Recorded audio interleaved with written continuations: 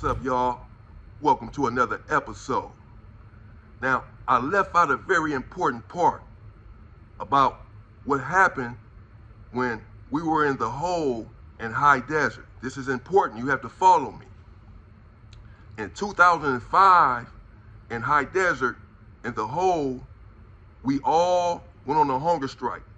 Every human being in the hole went on a hunger strike, and we did not eat anything.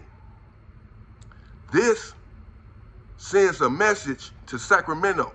Sacramento is the people who oversee the California prison system.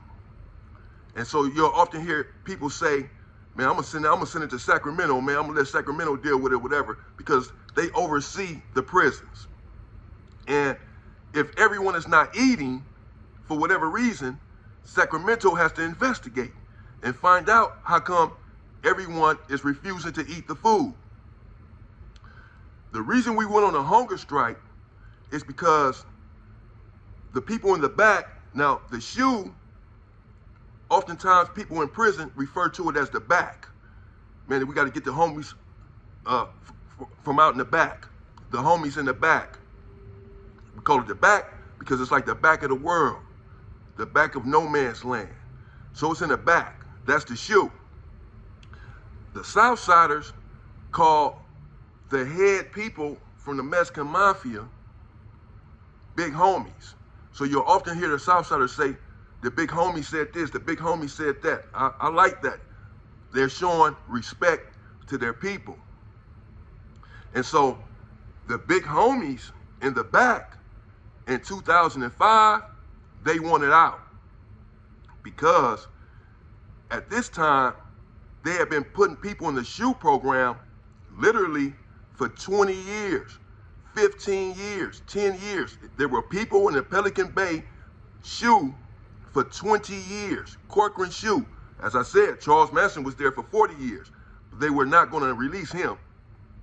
But these so-called shot callers, these heavy hitters, they wanted them off the yards and controlling the yards, and as far as they were concerned, controlling violence and etc., or starting violence, had the power to start violence. They wanted them off the yard. And so they started giving them what they call indeterminate SHU terms. Now, as I said, you don't do your whole SHU term. They give you a 48-month SHU, like they gave me, you do about 38 months off the SHU. But at this time, they had what they call, and I'm sure they still have it, an indeterminate SHU program. An indeterminate SHU, meaning it's not determined how long you're going to be there. And people were literally back there being tortured. And this torture for 20 years and more. In 2005, the big homies in the back had had enough. They sent out word to the Southsiders, at least in the hole in high desert. I can't speak for everything that transpired. I'm not a Southsider. But I was close with one who's a heavy hitter, who's high on the hierarchy, and he was in the hole with me. He had just did 10 years in the SHU.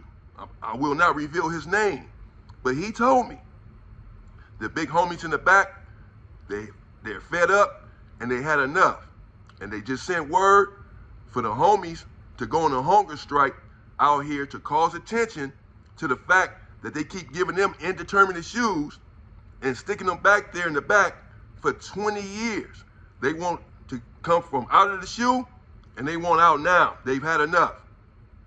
And I'm sure your people, they had BGFs back there in the SHU program for a very long time for the same reason. They believed that they had too much strength and too much power. And so they said, I'm sure your people want to come from back there as well. So he said, we're going on a hunger strike starting tomorrow to bring attention to the situation back there.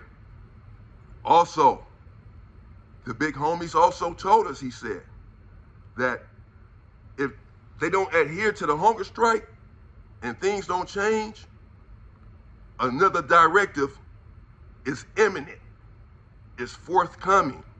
They're going to turn up the heat. They want to get from behind the SHU program. I said to myself, and I said to the Southsider as well, well, we want our people from back there as well.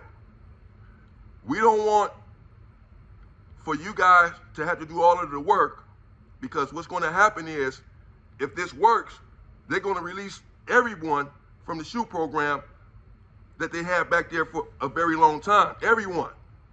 Not just the Southsiders, the blacks, all the whites.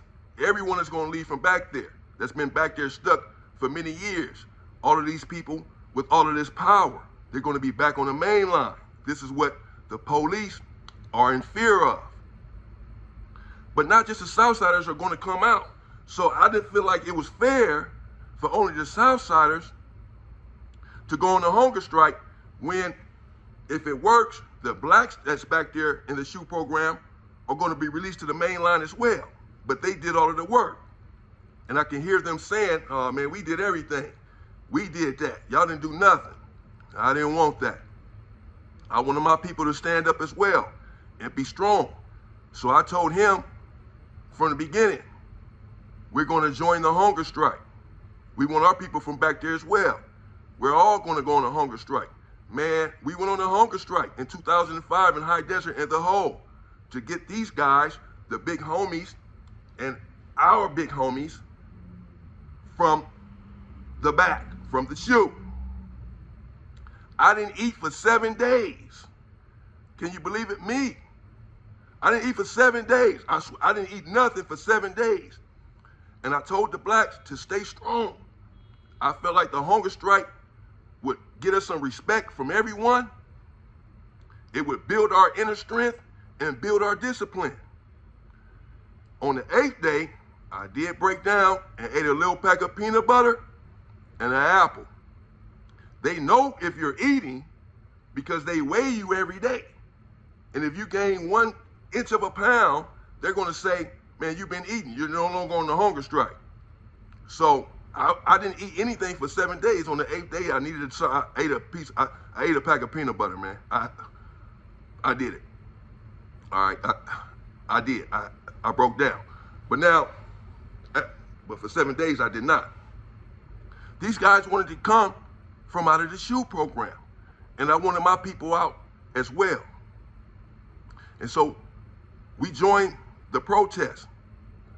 And Sacramento, they came down to investigate and ask, how come you guys are doing this? We told them that our people are back there in the SHU being dehumanized, treated like animals. They're sick of it, and so are we. We want to be treated like human beings, and we want our people to be treated like human beings. And at this point, it's either that or else. We're beginning with the hunger strike, but it will not end there. If you guys don't begin to treat our people with respect and humanity and release them from the SHU program on these trumped up charges of being a gang leader. And so the fight was on. The big homies wanted out. The blacks that were back there wanted out. And so did the OG whites. Well, what to do? I had a couple of ideas if the hunger strike didn't work. What should be the next move? And people were beginning to listen. I'm not going to go too far into that right now, but some other things transpired. Suffice it to say that now the situation is different. You can no longer do 20 years in the SHU program, 10 years, 5 years, any of that. They no longer have the indeterminate SHU for so-called gang leaders.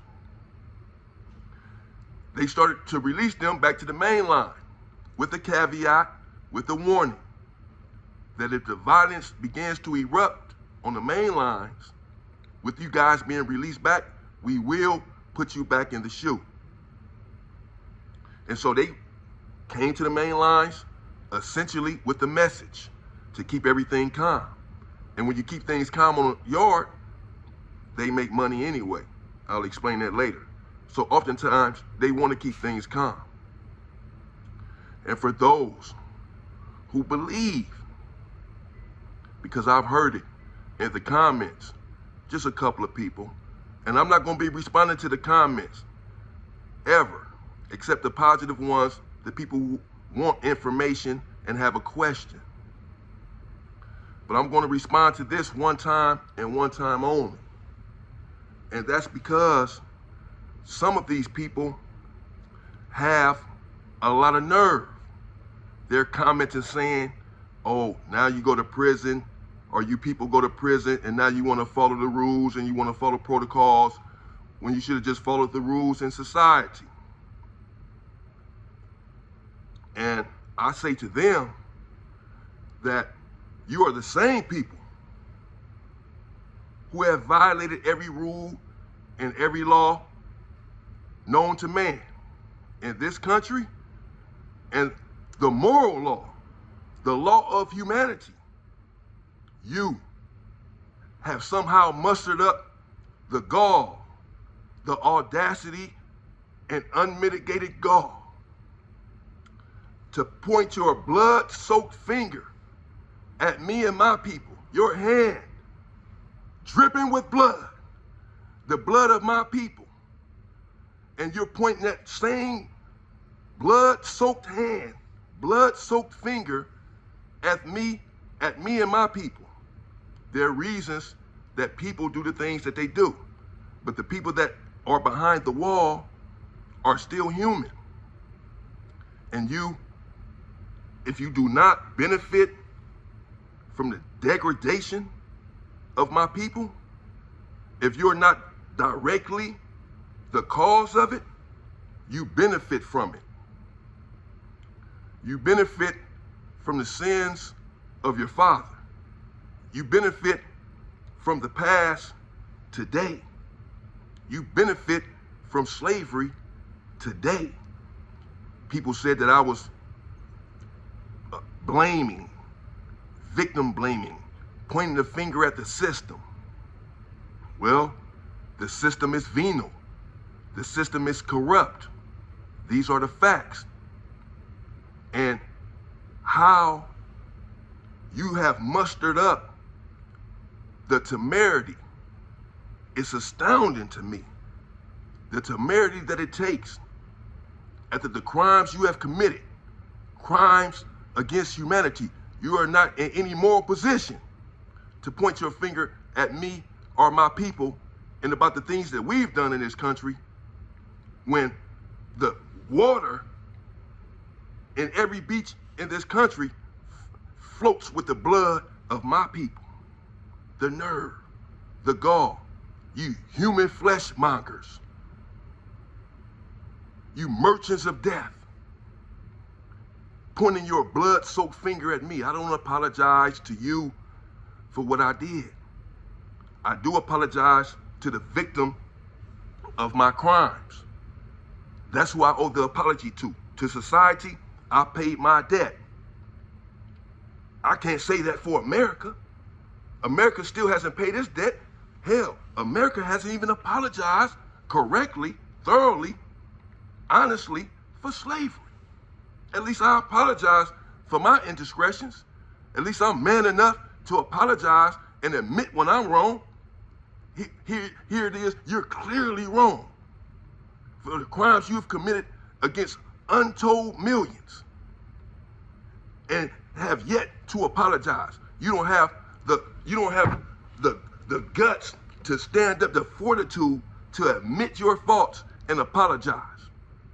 But you're pointing your blood-soaked finger at me. But I digress, people. Hunger strike, it came to fruition. It worked. But there were other things that happened in the SHU before they decided to let these men out. We had to take it to another level. And when I got to Corcoran SHU at the leaving Tehachapi, that's what we did. We all the human beings, not the inmates, not the convicts. There are times when all of us human beings in there come together. When it's us against the police, it's not the blacks against the whites or the Southsiders or the Crips against the Bloods. It's the human population, what they will refer to as the inmate or convict population, against the authorities. It's everyone in there coming together, getting on one accord to attack the opposition in one way or another to yield our rights. Because we were so dehumanized in there and treated like animals. And we had had enough. And we began to come together and fight as one unit, every race, to effect change in the California penal system. And when I got to Corcoran SHU, that trend, well, it was on the horizon. They wanted out, and we wanted them out. And now I was there with them. And they were asking me, what can we do? What can you do to help us get from back here? And I told them, well, I have a plan. Part 3, coming soon, people.